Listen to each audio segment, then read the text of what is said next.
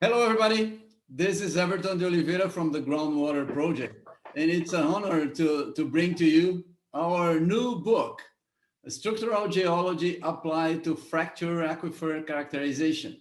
It is a great book. As you see, the authors are here. Authors are friends of mine, which is very bad for them, I believe. All right. But they put a great job. I love the book. Even though I'm not a specialist on fractured aquifer, but you will know that you learn a lot. Please download the book and you have the pleasure of knowing something that you didn't know you needed so much. Okay, so thank you very much. I'll introduce you to Amélia João Fernandes. She's a senior researcher at the Geological Institute of the state of São Paulo, Brazil. Hi, Amélia. Welcome. Hello, Everton. How are you? Fine, thank you. So next is Alain Rouleau, Professor Emeritus at the Department of Applied Sciences at the University of Québec at Chicoutimi, Canada. Hello, Alain. Welcome. Hello, Everton.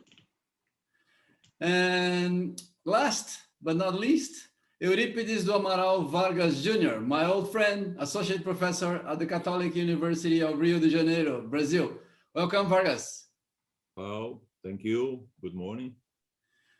Hello, guys. So, first of all, for those who don't know you, please make a brief introduction about yourselves. How you end up writing a book for hydrogeologists. What's your research life for people who don't know you? Let's start with Amélia, please.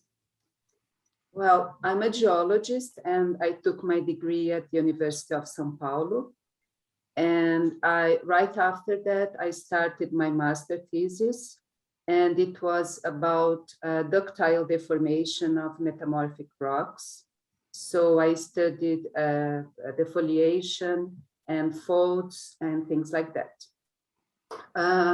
Close to the end of this work, I started to get unsatisfied because I felt that this subject wasn't directly applied to any society need. And at that time, I was already at the Geological Institute, working there. So I got to know nice hydrogeologists, and and then I decided to start applying my specialization on structural geology to the study of fractured aquifers. And after finishing my thesis, I got involved in the grad program at the university, teaching and supervising students. Yeah. Very good, thank you. So I'm glad to hear that you got to know nice hydrogeologists. So they do exist, right?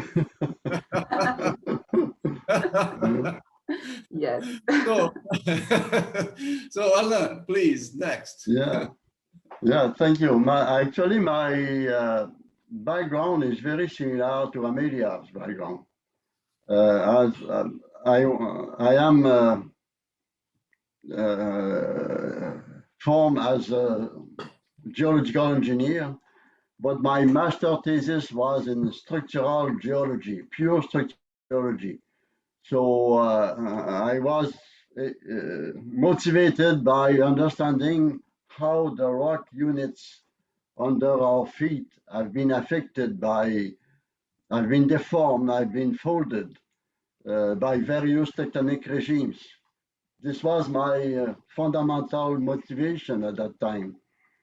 And the emphasis was on ductile deformation, such as foliation, lineation, mineral stretching, folding, and the brittle structures at that time, such as joints and fractures, they were of little interest for me at that time.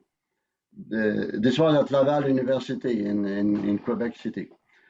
But my motivation has changed a little when during my professional task I was conducting after my master degree, particularly on groundwater inflow into mines in hard rock and on water well drilling for small villages in Africa, mostly in crystalline bedrock. I then realized how little was known at that time on fractured rock hydrogeology. So I decided to contribute to this field, and I went back to school to do a PhD at Waterloo. And I have carried my PhD on fractured rock hydrogeology. Even though I think I have done good research, there is still much more yet to be developed in this field. And the book we are proposing now points out a number of these research topics that are yet to be developed. Yes. So, and then I was very pleased to be involved in that book with Amélia, and I was very enthusiastic by the approach taken by the groundwater project. Yes. So Thank you. Thank you. Very, very good. Who have you studied with, and who was your supervisor at Waterloo? It was John Gale, actually. But I have taken courses from John Sherry as well, and a number of other. But it was John Gale who was the expert on structural hydrogeology and rock mechanics at the university at that time. Good, good. So thank you. Vargas, please, your story. Okay. Probably amongst us three, I'm the farthest one from geology or even or hydrogeology. I'll try to explain a little bit where I come into this task of writing this book. Actually, I'm a civil engineer. I did my undergraduate in civil engineering at the School of Engineering in São Carlos, São Paulo University. And then after coming to Rio, I did an MSc in geotechnical engineering.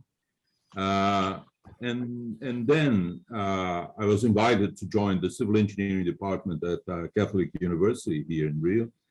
And then I decided to do a PhD on something a little bit different than what my colleagues were doing at the time, classical soil mechanics and things like that. So I decided to go into rock mechanics. So I went to London, to Imperial College. I did my PhD in rock mechanics.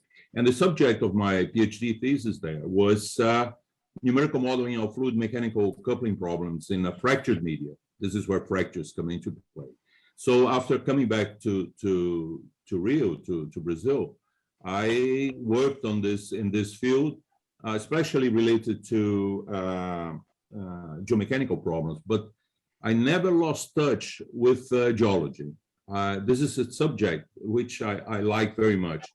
Actually, I'm also a professor at the geology department in Federal University. So I have some connection with geology in that sense. And I've always been interested in understanding processes such as genesis of geological structures. And I did work on that. And I can say that it was a great pleasure to have taken part in this endeavor here with Amélia and Alain. And I think I learned a lot. And I hope I have helped a little bit in this. That's it. Thank you, Vargas. Thank you, Vargas. You're very humble. We know that you know a lot of everything. You always impresses. You always impresses me. Impress me when you show your skills. Very good. Thank you, the three of you, for the nice work you've done. Fractured rock is a scary subject for many people. You know, geologists in particular, when they see, you know, oh, Jesus, fractured rock, that's tough. So how is the book organized to break this traditional belief that is a scary subject and could be learned by normal geologists like me, for example? So I think I can start.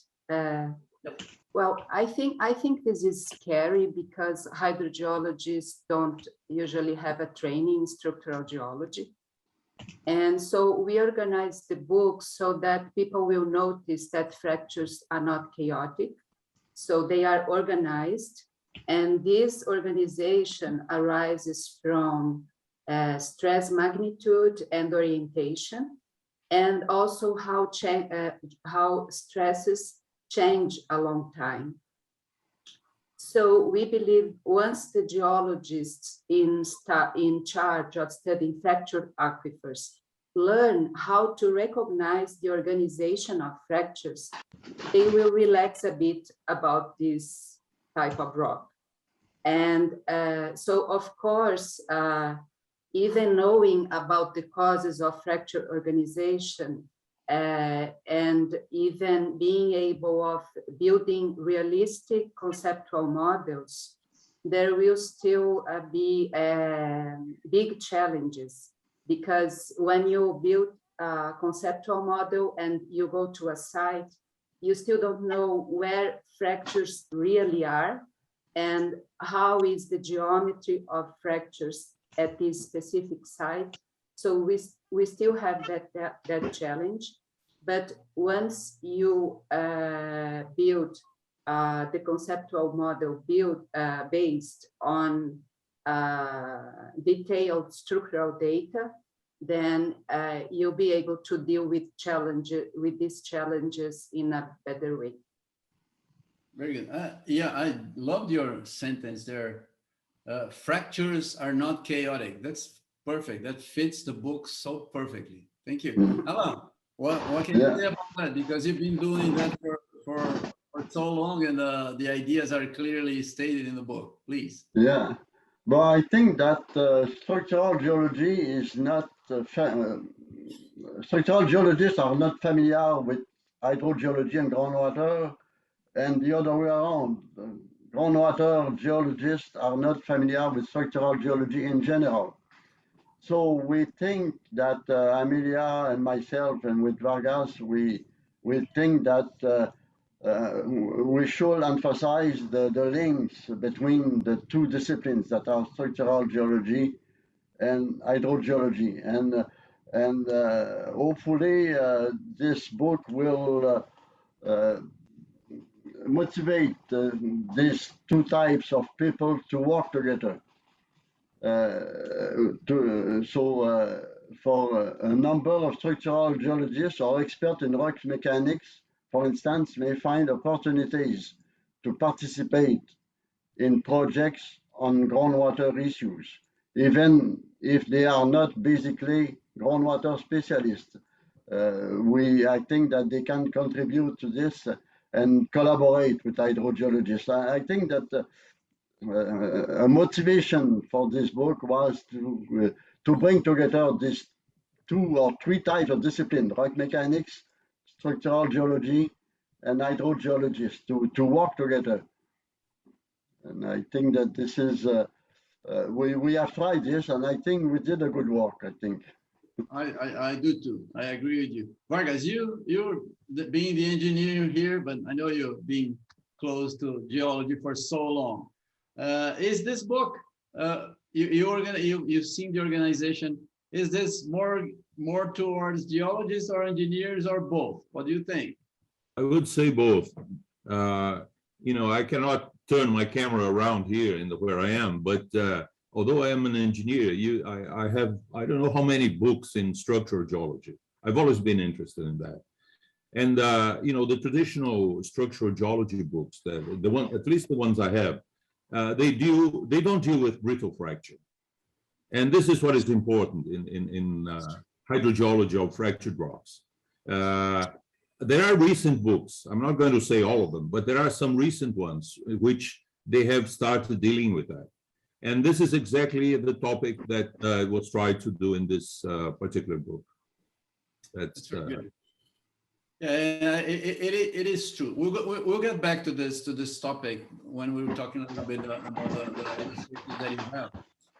You have 2 questions, that you have asked in your book. Why should we study fractured aquifers? And second, are fractured systems predictable?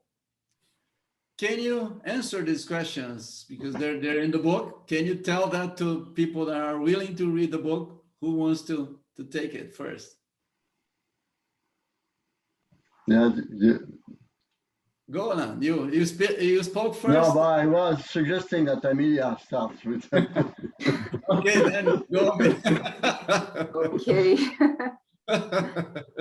Okay, I'd say that we have to study fractured aquifers because there is no way out of it.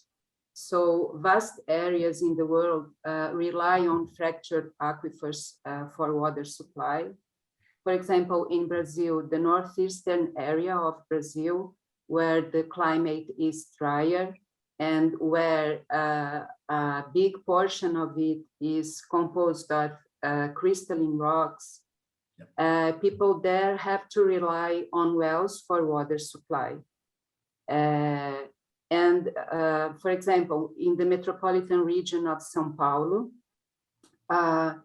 the metropolitan region is expanding over crystalline rocks. And there are many private wells there for industry and other activities. And so the groundwater from these private wells is fundamental for water supply because the superficial reservoirs wouldn't be enough to supply all the water São Paulo needs. So in urban areas like the metropolitan region of São Paulo, there is also contamination. And in order to predict how the contamination plumes will migrate, you have to know as best as possible the fracture network. And in order to make decisions about will we use water from wells or not. So in some areas, you just have to prohibit this type of extraction, the extraction of groundwater. And you have to know how to limit these areas, to put the boundaries for these areas. And we also have vast areas of crystalline rocks in Africa and India. And in these regions of the world, they rely on groundwater for water supply. So that's why we have to study fractured aquifers. That's very good. Alain, Vargas? Yeah, I will add simply that the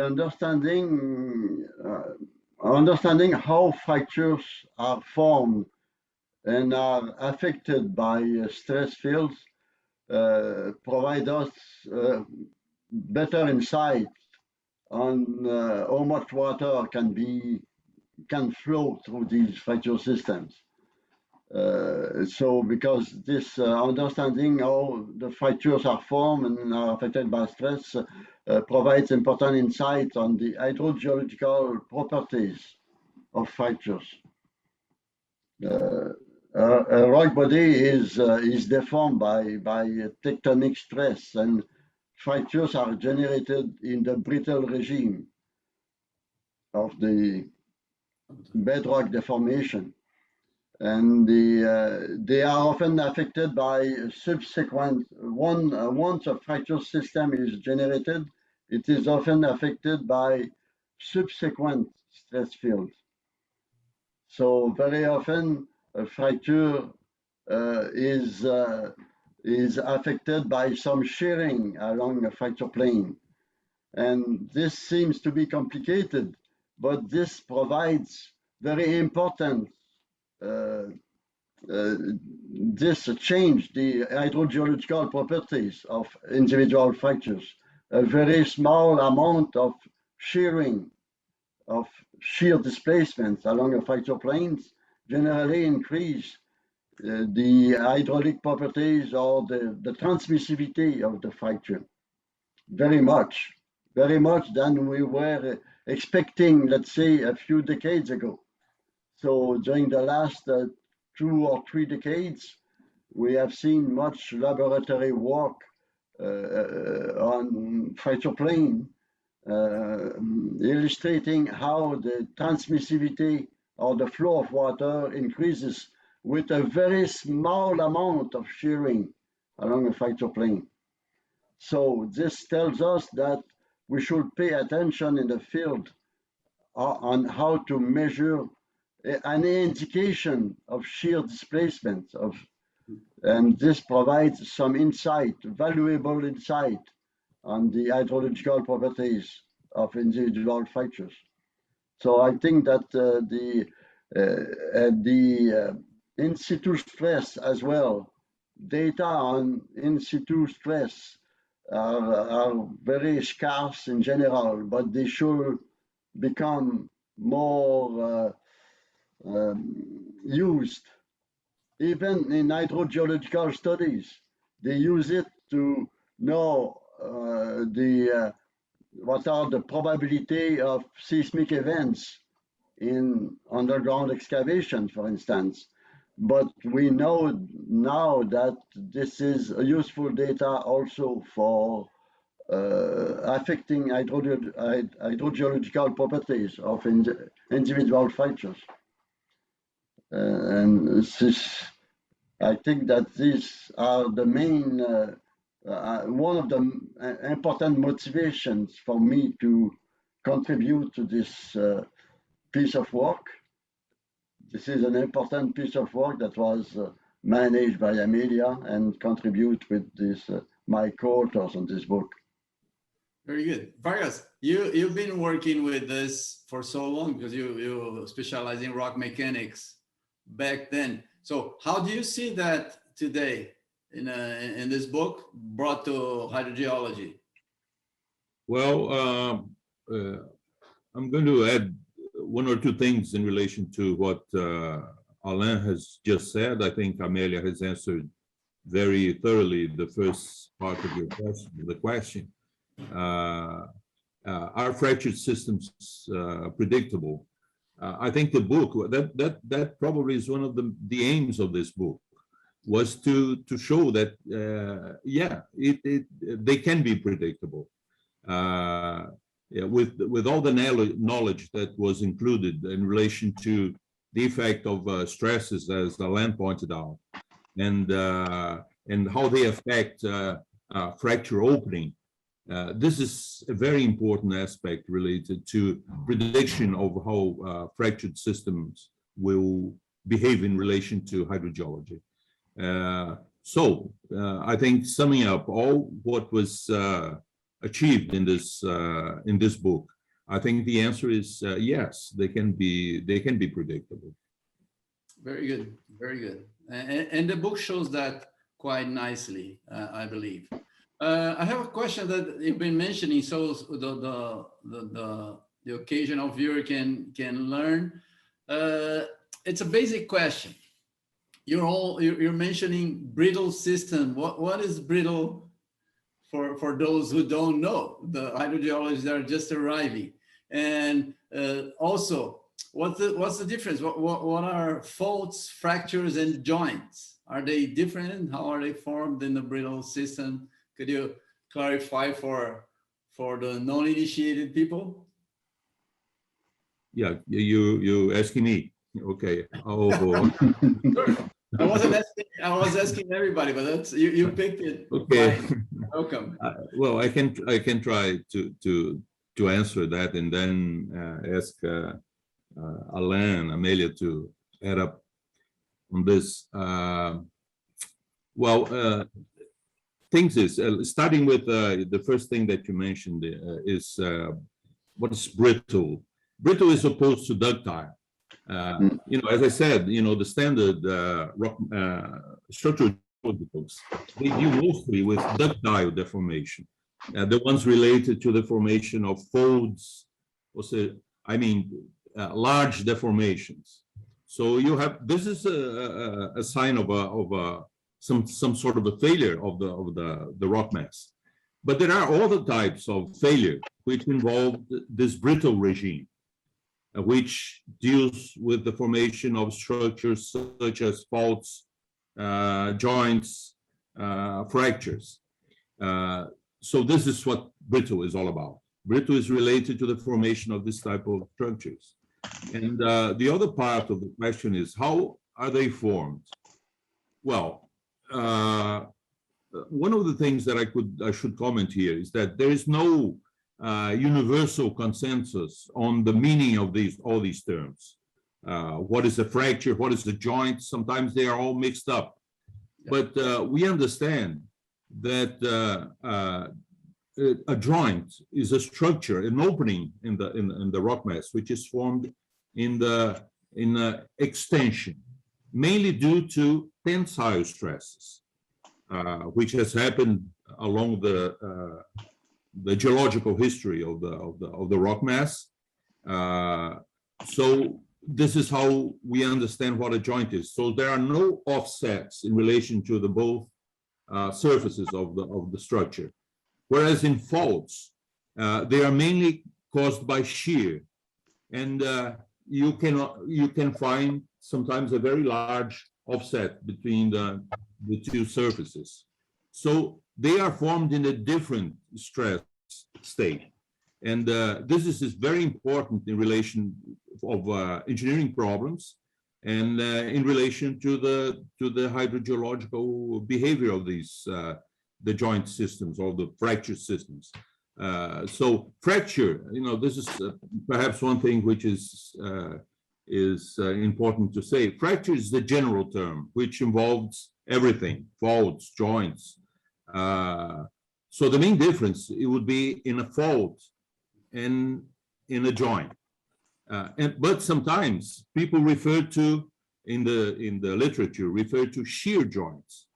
So it's a joint which has very little offset. So that's what I mean when I say that there is no universal consensus in regarding this terminology. But no, this is what I can say in relation to the genesis. And it is very important. If you want to understand the hydrogeology of these fractured joint networks, the genesis of these structures is very important. Very good. I think this it was something that was very I think Amélia, we have discussed a lot, and it was something that was she made sure that these things were pointed out in very heavily in the text of the book. I don't know if Alain or Amélia has Amélia, you mentioned things to add. Let me add. Sorry, Amélia, excuse me. I think not about the definition of fractures and joint, but about the brittle and ductile. I think it's figure 6 or 5. It's so clear right at the beginning of the book. Then you see how you separate the structures. What is the difference? That is very useful for people to take a look. That's very good. Yes. That's what I wanted to add. So to give the big picture, the context in which the brittle structures are formed and the ductile structures are formed. So when you think of the crust of the Earth, it has about 40 kilometers thick. It is about 40 kilometers thick. So at the first 10 kilometers, we can say that the crust is cold. And so the rocks at low temperatures, they will break rather than flowing. So that's why brittle structures like joints and faults are formed at this cold crust at the first 10 kilometers. From that depth on, then we'll have ductile deformation because the temperature is so high that fractures will not break, they will flow, and then we have the ductile deformation such as faults. And just one more thing, so in this cold crust, when the stresses are big enough, they will overcome, for example, the shear strength of the rock. So shear fractures that slide, one wall of the fracture slides with regard to the other. So when we have big enough stresses then that overcome the shear strength of the rock, we have shear fractures. When we have tensile stresses that are big enough for overcoming the tensile strength of the rock, then joints will be formed. Yes, just that. Very good. Alain, you want to add something? Yeah, well, I will simply add that it is important to understand both the ductile regime and the brittle regime. The ductile regime is for rock that are deeper than 5 kilometers or so, and the brittle regimes is for the bedrock that is closer to the crust, to the earth surface. But it is important to understand both. Even though we know that the permeability or the transmissivity of a bedrock is governed by brittle structures such as fractures, we also know that these brittle structures orientation and genesis is often influenced by the ductile structures that are generated before. So it's important to know both types of structures, even though we know that the brittle structures are more directly responsible for groundwater flow. The ductile structures controls also the brittle structures. So I think it's important to have some knowledge on the different type of structural regimes that have affected a given rock mass or an aquifer. Very good, very good. Your chapter 3, it's a fracture pattern, stress orientations, and reactivation. It's well presented and illustrated with pictures and infographics. I liked it a lot. Could you describe that briefly to what it's all about, this pattern, stress, orientation, reactivation? We've been talking about that in previous questions. Just summarize, please.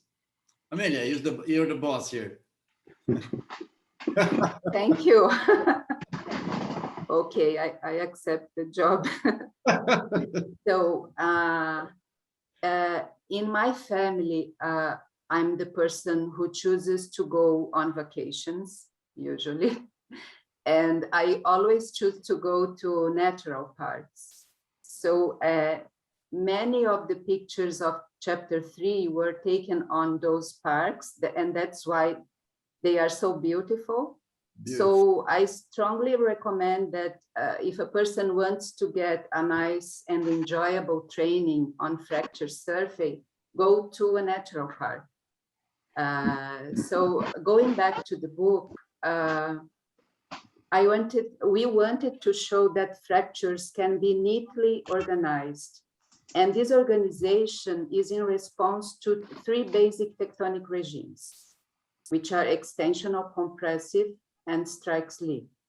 So these tectonic regimes will cause the fractures to be either horizontal, inclined, or vertical. And the stress magnitude will cause 2 specific fracture patterns to arise, which are one set of parallel fractures. This is the typical pattern of joints, or 2 sets of conjugate fractures, which is typical of shear fractures. So it is quite simple when you have just a single tectonic event in a specific rock massive. But the question is that this rock massive undergoes a geological evolution in which we have the superposition of several tectonic events. So several tectonic stress fields with different orientations. So when you go to a rock exposure of a crystalline rock, mainly when it's old, you can easily find 7 or 9 fracture sets. So when you go to this rock exposure, at the first sight, it seems very complicated, but in these rock exposures, you can always find spots where you can see clearly the fracture patterns that exist. So you start then understanding the organization of fractures. And the succession of this deformation that creates 7 or 9 fracture sets in one massive is a very important aspect because it controls the connectivity of the fracture system. And the connectivity is fundamental for constraining the flow pathways of the groundwater. And besides, also this succession controls the aperture or the current permeability of all fractures. And when we, for example, the aperture of fractures and the permeability is very likely controlled by the current stress field. So when you know the orientation of the current stress field, you'll be able to predict the orientation of the most permeable fractures. And then you have to check it in the field. You have to go to big outcrops where you can see clearly all the fracture sets and check for evidence flow on the fractures. Yeah. Very good. Alain, Vargas, you want to add something? Yeah, I will add, I certainly agree with Amélia. No, how can I do the opposite? No, that's she's the boss. She's the boss. It's impossible. And but I will add that subsequent a fracture system, a first fracture system in the bedrock is generated by the first stress field that has acted on this part of the crust. But the subsequent stress field over the Earth history may generate new fracture sets or may reactivate existing fractures. And this reactivation is often indicated by what we call slick sides or movement indicator on the fracture plane. And I think that structural geologists should pay attention to this and give their information to the hydrogeologist, because laboratory data indicate that a very small amount of shear displacement on a fracture increased by orders of magnitude the transmissivity of that fracture. So any indication of shear movement along an existing fracture plane is a very important information concerning the hydrogeological properties of that fracture. I think that in the future I hope that we will pay more attention to this type of information, and this will make structural geologists relevant to hydrogeological studies as well. So this will increase the number of experts working in the field on groundwater related problems. Very good, Vargas. Okay, I'm just going to add one or two things related to what has been said by Amélia and Alain. And one of them is, it's very important. I think it's one of the topics that was very important in the book, is to establish fracture networks, because this is exactly where you have fluid flow occurring in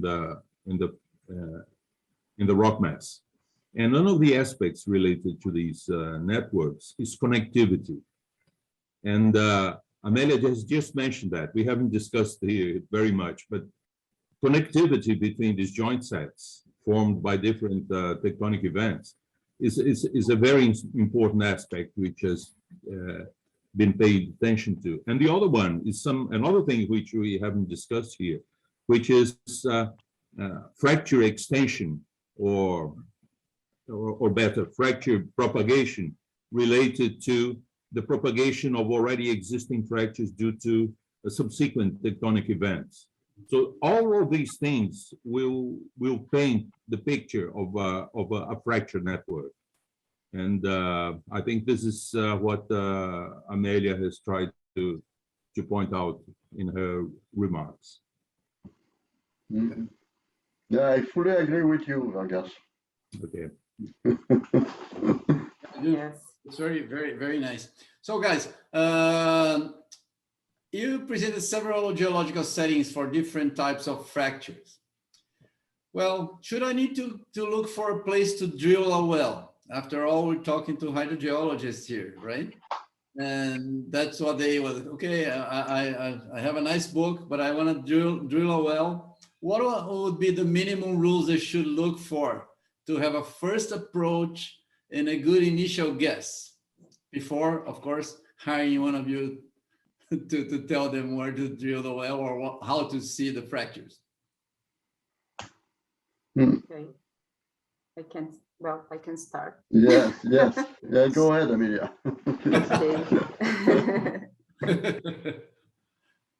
So the geological setting causes the fracture to have specific characteristics. So if you are dealing with sedimentary rocks, you very likely have many horizontal fractures, or a number, it doesn't have to be many, but a number of horizontal fractures that are parallel or along the bedding or the geological or the rock contacts. So it happens that in this geological setting of sedimentary rocks, you probably don't have to drill a very deep well, because these horizontal fractures that are likely to occur are usually more open or more permeable at shallow depths. So you may have a good well, you may have the volume of water you want with a not very deep well. And this is the same with basalts, because the most permeable or the more important fractures in basalt for flow are the horizontal ones. And you find horizontal permeable fractures in basalt at shallows up to, let's say, this is an example, 150 meters, something like that. And for example, for metamorphic rocks, then you have to know in detail how the foliation and the rock contacts are oriented. So what is the orientation of foliation and rock contacts? Because many of the fractures in this type of rocks will be parallel and along those structures. So you have to know, is the foliation a low angle? Does it have a low angle inclination? Is it vertical? So it makes a big difference when you think of drilling a well. So the first two steps, I'd say that would be to look for the most detailed geological map. So you know with what rock you're dealing and how are these fractures oriented, at least part of them. And another type of information is data on available data on existing wells. So knowing for example, the discharge you can achieve on existing wells, you can say something about the discharge you probably have with the well you drill. And I think the most difficult rocks to predict where you can find water are granites, because in granites, the fractures, the distance between fractures is bigger, have usually previous structures that control the existence of fractures and things like that. But in any case, I think you have to hire a specialist right from the beginning, because this is this specialist that will do the most of the available data. Yes. Yeah, I agree. You guys. Yeah, yeah. I will add, Amélia has provided a very comprehensive answer to your questions, and I think that, but she has insisted on sedimentary rocks and basaltic layers as well. And but in a number of cases where we have crystalline bedrocks, for instance, she mentioned, Amélia has mentioned granite, but any crystalline bedrock, it is more difficult. So I think that the question that you ask, where to drill a well in this type of environment, in crystalline environment, this question will remain pertinent for a number of decades, I believe. But anyway, the first in many parts of the world in crystalline environment, there is not, the crystalline bedrock is not outcropping much. So the first thing to look at is where are they, is there outcrops nearby? So we should look at outcrops, and is there any indication of stress on these bedrocks, on the indication of shear displacement? So are there any data on the stress field? So this, I think that data on the stress field will be required and should become much more available than what it is now.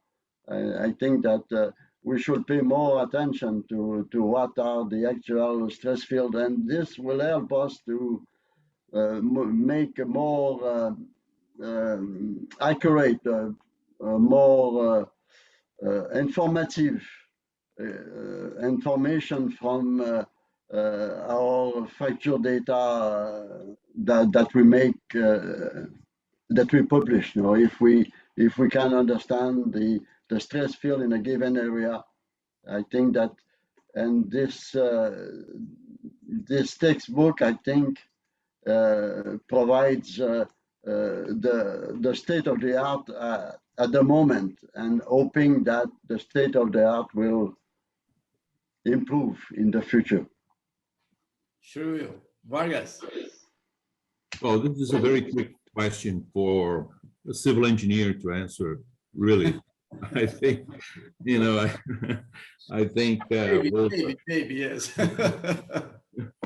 But perhaps one thing I could say is that, you know, I live in an environment which is a metamorphic rock environment, mainly. Here in Rio, we have mainly gneisses. And maybe one important characteristic of these, of the rock mass that we have here is, you know, it's data on fractures, existing systems of fractures that we have here in Rio. Unfortunately, they are not. There's not very much information related to it, and one of the reasons is that I can see that it's very often that the families of fractures here are vertical, and they are very difficult to if you have a vertical borehole, it's very difficult to get information on these families of fractures. And perhaps in this case, it would be better to drill an inclined borehole, as some people have done. So this type of information is all very important to, by not knowing very much, to have an initial guess, as you asked. But I think the best thing to do is, as Amélia said, better to hire specialists. From the beginning, I agree. From the very beginning, I agree. Yes. You know, after a specialist tells you the story of the rock there, everything becomes so, clear. Oh, really? How didn't I see that before? Yeah. That's amazing. Okay, so guys, unfortunately, our time is closing here and getting to an end.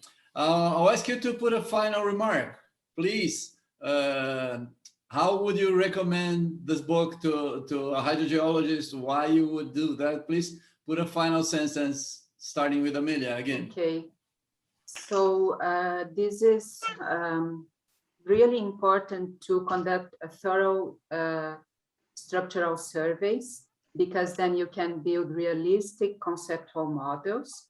And this is a necessary starting point because it brings very important insight about connectivity and permeability that we already said that control the flow in fractured rocks.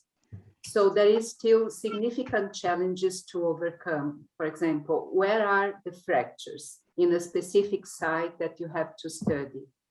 And I believe that the more studies we have on structural geology, the easier it would be to overcome those challenges.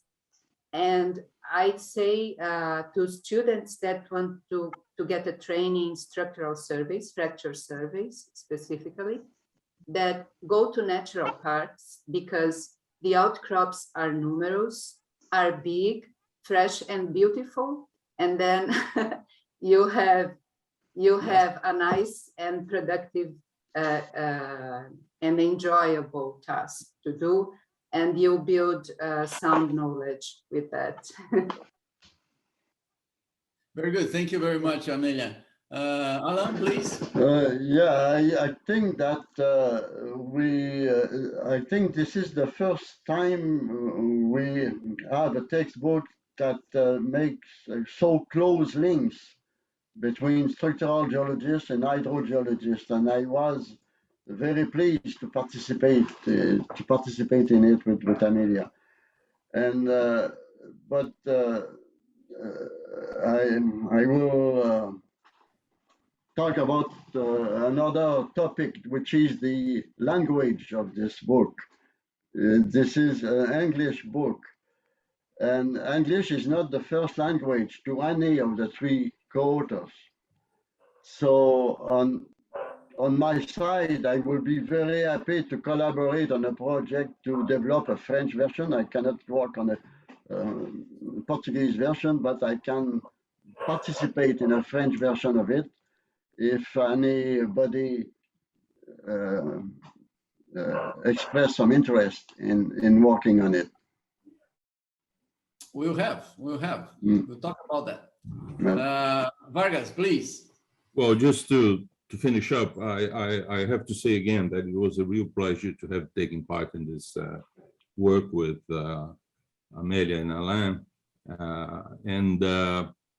I think this book has to be presented to the geology, basically to geology students. I have already, as a professor in the geology department, I have already made a lot of advertisement for this book, and I think they have this is the correct address for this text is to students in geology and in hydrogeology specifically. I think they will enjoy very much reading this, because one of the aims in the beginning of this book is to have a language that was simple enough for them to understand, and I think this is very important. Yeah, and I think you had a successful attempt. I also recommend for geotechnical engineers and their learning, because I believe it will be very useful for them as well to give a broader view of the information. So, guys, if you're watching this interview, please download the book, take a look at the book, flip to the page, and you see so many nice illustrations showing you in detail what they're talking about. So you read the book, and then you check the information again. And finally, There are many exercises at the end of the book that will test your knowledge. I do recommend you to take a look at that. As Vargas mentioned, and Amélia, I do recommend that if you're a geology a student, take a look at that, because it's going to be a big improvement on your understanding of applied science and how it can be beautiful, as Amélia mentioned, go to the field and watch something and understand. This is, for scientists, that's what drives us to study, right? To understand the world. And thank you guys, you've done a great job. Your book will be a success, I'm very sure. And we'll come back here. I'm dealing with the translator, so I'll invite translators for that. And I hope Amélia, Vargas, and Alain could review the versions, Portuguese version and the French version for sure. Okay, thank you very much. Congratulations for a nice job. Thank you, Everton. It was a pleasure to be you, here Everton. with you. Okay, Alain. guys, thank you very much. Thank you.